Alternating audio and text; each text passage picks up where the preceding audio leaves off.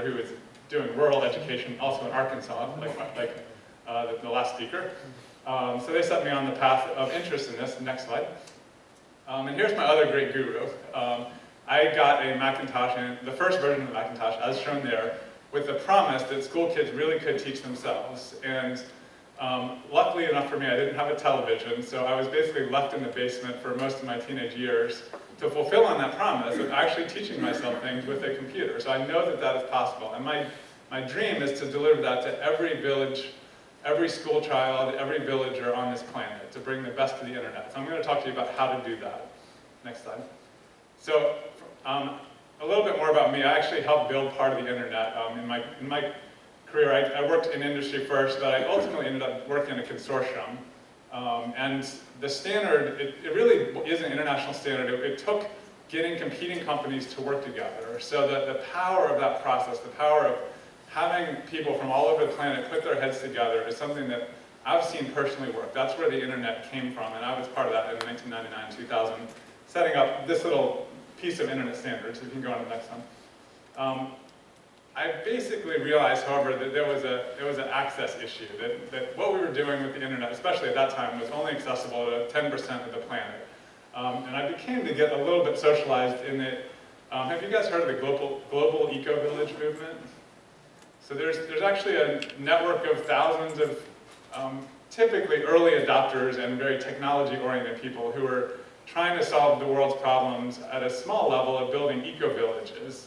So the idea is to bring the best of both worlds together, the best of solar and sustainable systems, and along with ancient village technologies. So this is where it happens. Here's an example of one in Missouri called Dancing Rabbit, which was starting up when I got started. Next slide. So I saw all sorts of innovation in eco-villages, but I thought might, in the back of my head, not having been to India yet, I thought it might be applicable to the rest of the world. Next slide. So this is me at the end of my industrial career. I was basically one of the first people to work entirely on the internet. That laptop, I have a backpack and a laptop, and I traveled around the world for about 3 years that way while running an international standards organization. Next slide. So I want to share one of my other gurus. This fellow, and we heard from one of the earlier speakers about this kind of stove that is, doesn't produce exhaust and it's ideal for undeveloped countries. He's actually one of the innovators. That stove design is the greatest leap forward in the design of the stove since Ben Franklin. Ben Franklin, believe it or not, everyone knows his name, was the designer of the model of stove, the pot-bellied stove, the metal stove that sits out, that replaced the fireplace. So before that, most of the heat went out the top, and it didn't go into the building. So he designed a stove where the radiant heat went into the room. This kind of stove, which his model, if you can make it out of a tin can and mud, that's the great thing about it, this kind of stove, you can make for basically out of waste material, and it's incredibly efficient, and the exhaust goes out, it actually has an afterburner in it, so it's called a rocket stove. So you can basically burn little twigs in it and cook your food. He actually recycled a furnace there, but I'm using this as an example of leaps forward in innovation, and I'll get back to that as we go farther, that are applicable to undeveloped areas. You can probably skip this one. I think Ike's already given us a very motivating talk.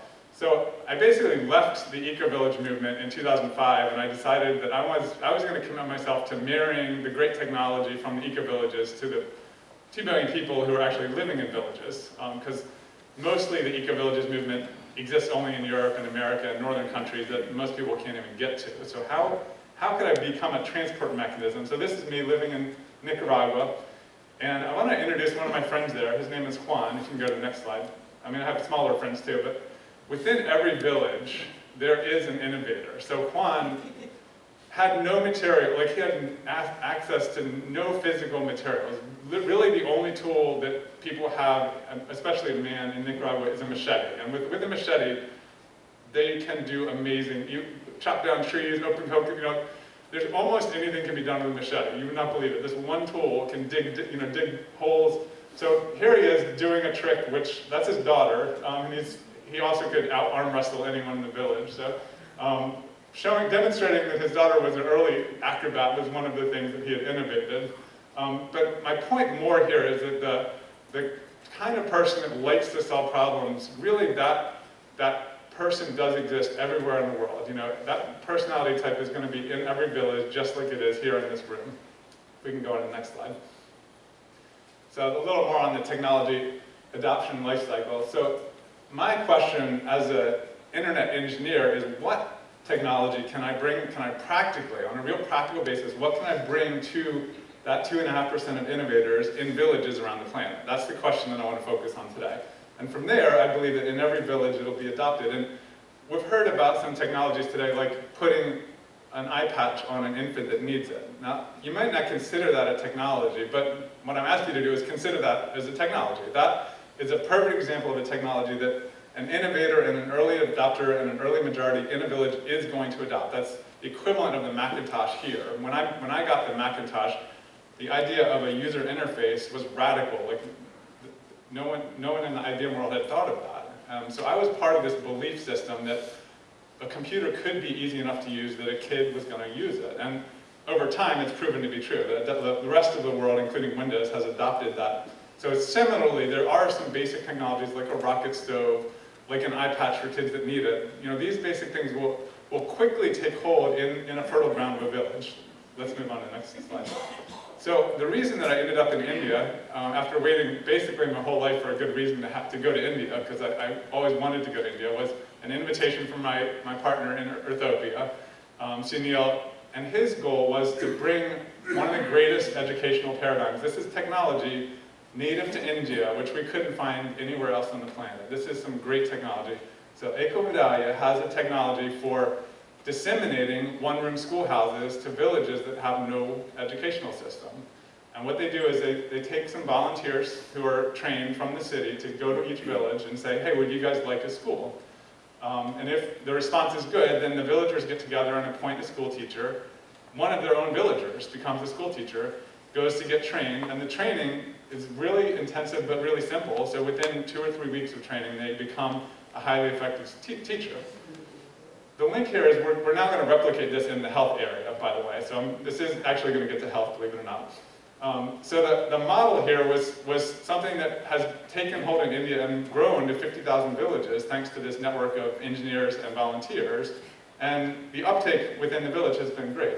So we went there to learn from Eko Vidya, and also I thought perhaps to bring some useful technology. So we'll see about that. Next slide.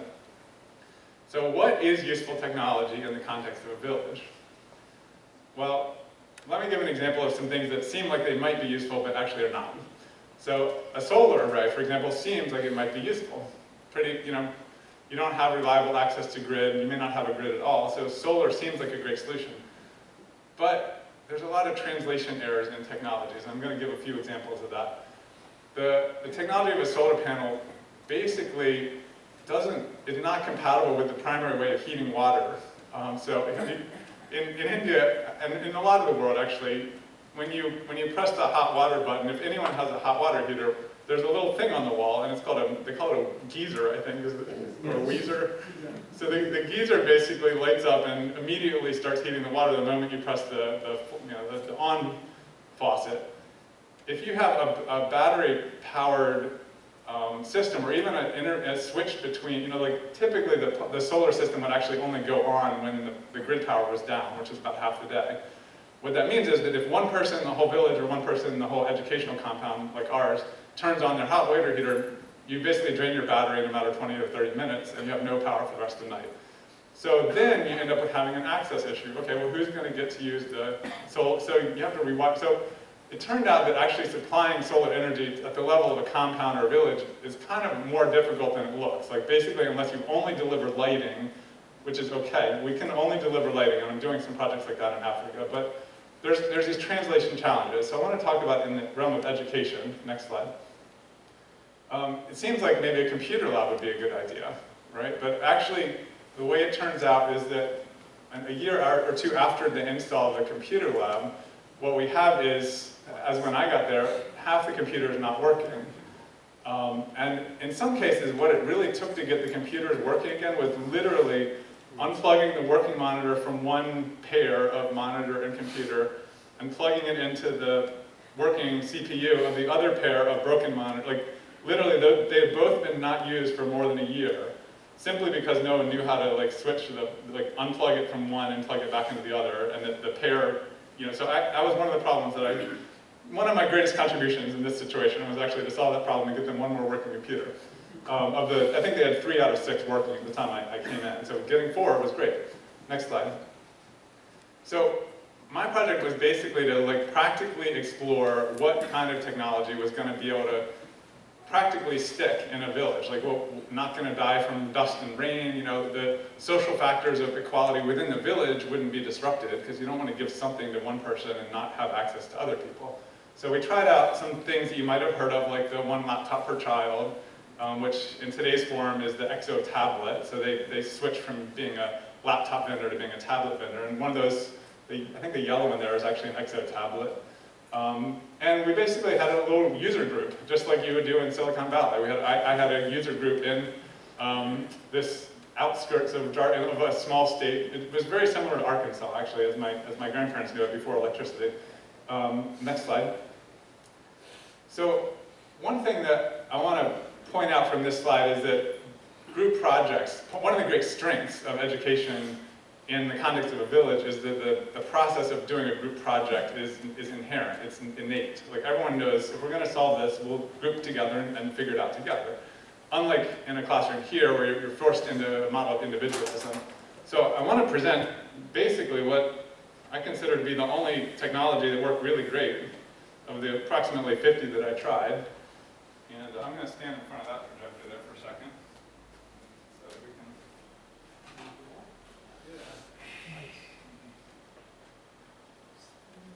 So this, in my hands, costs about $300. It's available on the Indian market. You can't buy this in the US. This is the absolute best piece of equipment on the planet. And I cannot buy it on Amazon. I can't get it anywhere in the US. Because every device in the US requires you to have a plug nearby. This thing here will run for 2 hours out of my hand. So this is partly an example of like the pieces of technology are kind of scattered around the planet right now, and I'm actually looking for people, hopefully here in this audience, who speak enough Hindi to help me bring these things together, because one of my shortcomings is I don't speak Hindi. So, hang on. I'm going to show an educational video in health and bring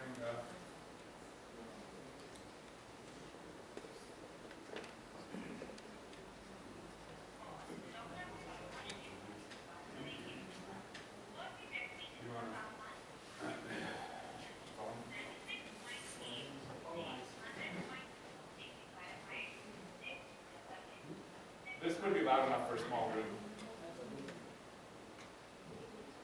ये क्या लक्षण होते हैं? तापमान बढ़ता है, पीड़ा और दर्द, डगमगाना और कांपना, अत्यधिक सर दर्द और गला खराब होना। माँ ने उसकी कपकपाती स्थिति को देखकर उसको गर्म रखने के लिए एक कंबल में लपेट दिया। अब देखते हैं कि बुखार की स्थिति में क्या करना है और क्या नहीं करना है। गुनगुने पानी से गीले किए हुए कपड़े से मरीज का बदन पोंछें। मरीज को पीने के लिए बहुत ज्यादा पानी दें। व्यक्ति को कंबल या मोटे कपड़े से ना लपेटें।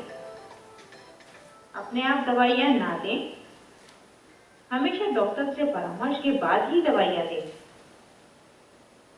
ताजी हवा बंद ना करें। वस्तुतः ताजी हवा बुखार को हल्का करने में मदद करती है।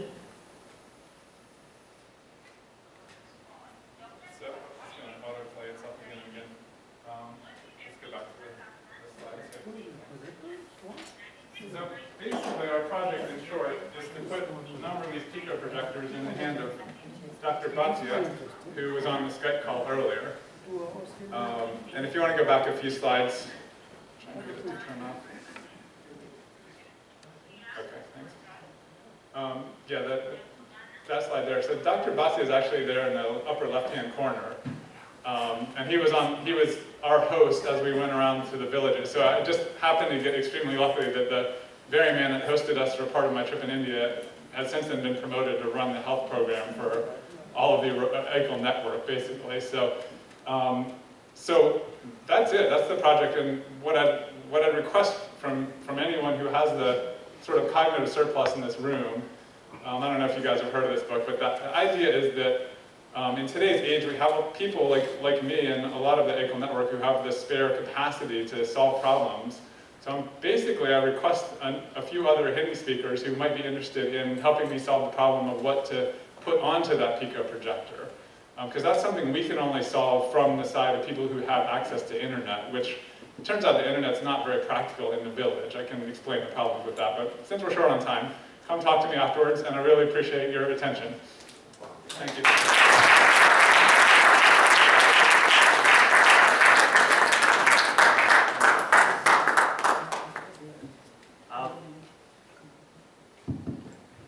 We can take some quick questions. I know everybody's anxious to get to lunch. We got about 5 minutes. Yes. I have a program that you can use. It's a program developed by Baylor University in Hindi Okay. on smoking and tobacco cessation. That's excellent. So I can actually maybe email it to you. You can just, I can email it to you, and you can just email it to you, and you can just download it onto one of these things.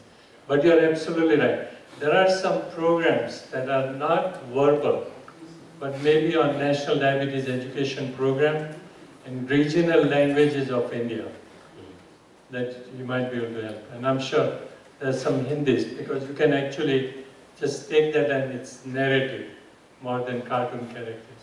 But I really like this one. This is fantastic.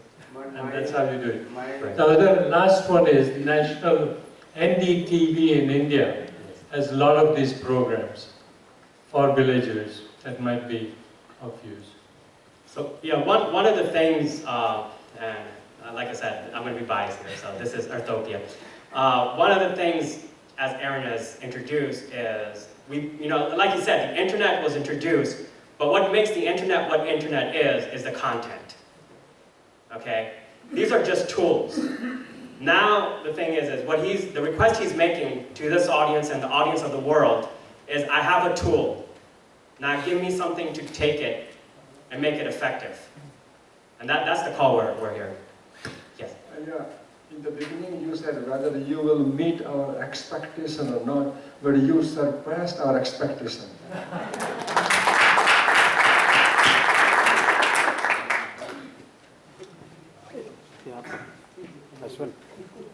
Is that thing just a projector, or it's basically a small system with a projector? Right.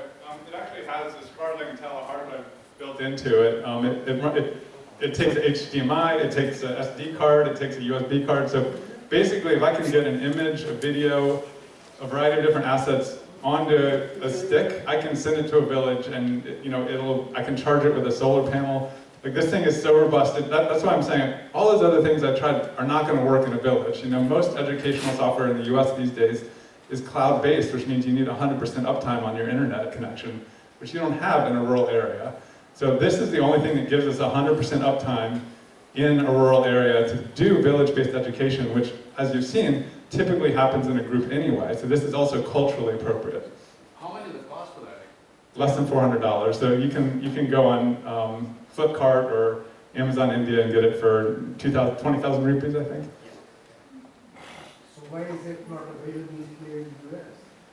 Good question. What supply and demand? What? Great question. Why is the Exo tablet not available in India? I don't know. The market is still maturing, I would think. There's no question. I just want to let you know, guys. Coming to the control of diabetes, what I feel is the white rice what we consume everywhere in the world, especially the basmati rice or Sona Masuri white rice, refined white rice, this is nothing but poison. That's what I feel. But we all encourage, the government encourages, the people like it, including me. We eat nothing but white rice, which is nothing but real poison. That's how, if we can control, completely eradicate, the way we eradicated the smallpox in India, if we can eradicate this production of white rice all over the world, we can get the proper answer for that. Without, otherwise, as a physicians, we give insulin, all kinds of medications, tons and tons of medications, pharmaceutical industries make millions of dollars. It's all junk. Better we stop, if we can influence our governments, because I'm a farmer and a physician, I know what is white rice, brown rice, all kinds of colored rice. If we can stop the white rice, stop. Anything that looks white, not white, I'm sorry. Anything that looks white is a poison. Like a potato, sugar, rice, white rice. Anything that looks white is a So, poison. I'm gonna kind of... Worse than rat poison. Okay, what I'm gonna do, if it's okay with everybody here, what I'm gonna do is I'm gonna open up for open discussions for 5 minutes, but before I do that, I'd like to bring Casey up and just have him give 1 minute talk, because this is very important, because he's one of the reasons we're here. If it wasn't for Casey's hard work and help, we would not have this place, and we would not have, and we would not be doing all of this. So, please.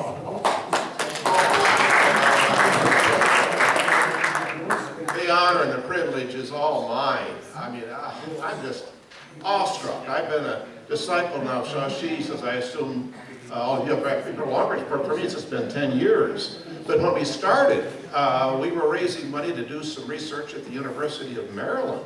And, you know, we were connecting IT, healthcare informatics company and all to begin envisioning what has happened. I mean, this is just amazing. One quick observation, though. It seems to me that what lies behind everything that we're doing, what has motivated us to be here, for me, in one word, is namaste. We are recognizing the divine in each other and in ourselves, that we are truly one. And what is more important in our world today than staying connected with that, recognizing that my humanity is essentially connected with the humanity of everyone else. And when someone else is suffering, when someone else is needing education or health care, I need to be there. And when we come together like this, I mean, this is so refreshing. So I thank all of you for being who you are. Oh, and I'm sorry, one last thing.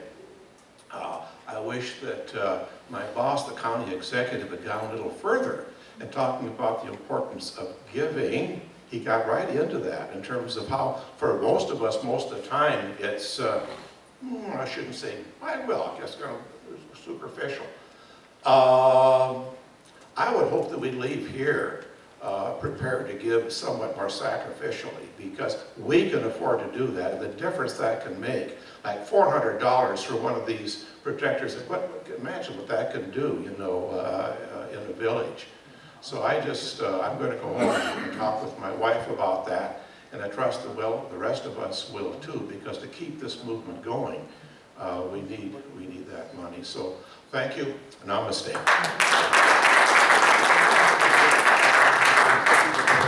So I'm gonna, upon everybody's interest and request, I'm gonna open up the floor for a general discussion. I would say let's say about 5 to 10 minutes max, and then have everybody out for lunch. So go ahead and we'll pass.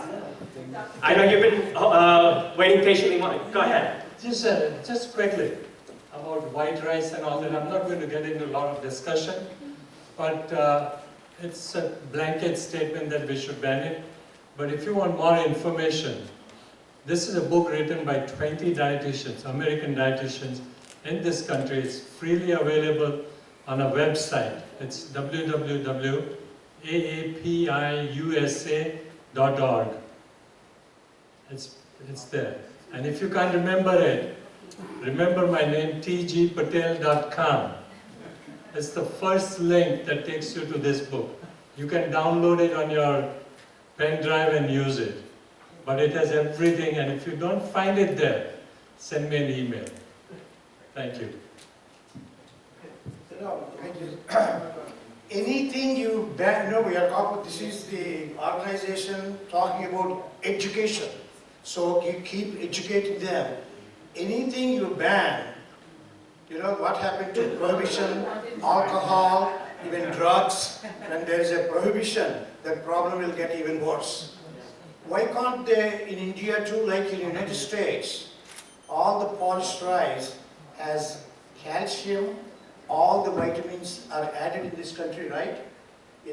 All the grocery stores in this country, they always say, rice, don't wash them, because there is calcium and all the essential vitamins. The other thing is, the dose is the poison.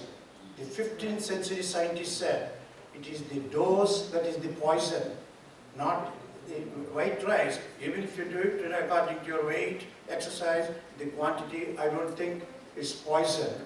Take Botox, right? You all know about Botox? Yeah. Botulinum toxin, food poisoning that could kill people, dilute to 1 millionth is being used, and they're making millions of money. Anything, even today, the dose is the poison. Is the coffee is bad and good. There are more than 170 top-notch articles on coffee. Coffee with 1 to 3 cups a day can be wonderful for you, but you take 7, 8